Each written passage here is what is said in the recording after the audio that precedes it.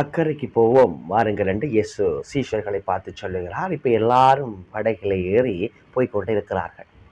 திடீரென்று பெரிய புயல் காற்றும் அலைகளும் அடிக்கின்றது.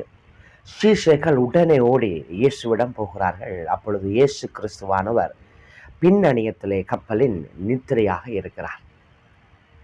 இந்த நேரத்தில் அவர்கள், நாங்கள் சாகப் போகிறோம், மடிந்து போக போகிறோம், உங்களுக்கு கவலையே இல்லையான்னு சொல்லி மனம் பதறுகிறார்கள்.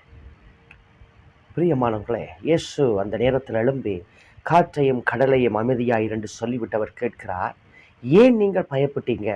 ஏன் உங்களுடைய விசுவாசம் இப்படி இருக்கிறது என்று. இன்றைக்கு நாங்கள் பார்த்தோம் என்று சொன்னால், அநேக நேரத்தில் நாங்களும் பதறுகிறோம். ஏன் ஆண்டவரே இப்படி வந்து விட்டது? ஏன் ஆண்டவரே இந்த வியாதி வந்து விட்டது? ஏன் ஆண்டவரே இந்த சூழல் இப்படி நெருக்குகிறது?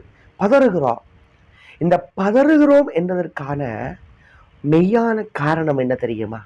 இயேசுவே சொல்கிறார், சீஷர்கள் போய் சாக போகிறோம், உங்களுக்கு கவலை இல்லையா என்று பதறுகிறார்கள். அப்ப இயேசு கேட்கிறார், ஏன் உங்களுக்கு விசுவாசம் இல்லாமல் போய்விட்டது? அப்ப இன்றைக்கு நாங்கள் பதறுகிறோம் என்று சொன்னால் என்ன காரணம் தெரியுமா? இயேசுவினிடத்துல விசுவாசம் இல்லை, அல்லது அற்ப விசுவாசமாய் இருக்கிறோம். வேதத்துல நீங்க பார்த்தீங்கன்னா எசாயா 28:16 சொல்கிறது, விசுவாசிக்கிறவன் பதறான், ஜீவனுள்ள கல்லை விசுவாசிக்கிறவன் பதறான்.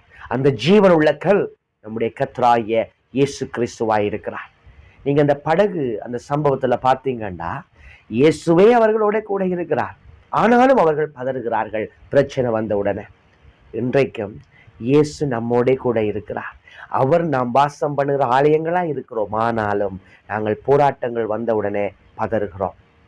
வேதத்துல நீங்க பார்த்தீங்களா எத்தனை இரத்த சாட்சிகள் அங்கே அவர்களை கொலை செய்ய வந்த பொழுதும் பதறவில்லை.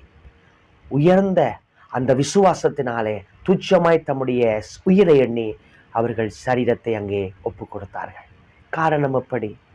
விசுவாசிக்கிறவன் பதறான். சரீரத்தை கொல்ல வல்லவர்களுக்கு நீங்கள் அஞ்ச வேண்டாம் என்று இயேசு சொன்னார், பதற வேண்டாம். இன்றைக்கு நமக்கு அந்த அளவுக்கு போராட்டம் இல்லை. வாழ்க்கையில பல சிக்கல்கள் நெருக்கடிகள் வருகிறது. ஆகவே தொடர்ந்து இயேசுவை விசுவாசியுங்கள். நம்மை கொல்லவே ஒருவன் வருவான் என்று சொன்னாலும் இயேசுவுக்காக பதறாத படிக்கு நம்முடைய விசுவாசம் இன்னும் அதிகமாய் பலப்பட வேண்டும். விசுவாசிக்கிறவன் பதறான்.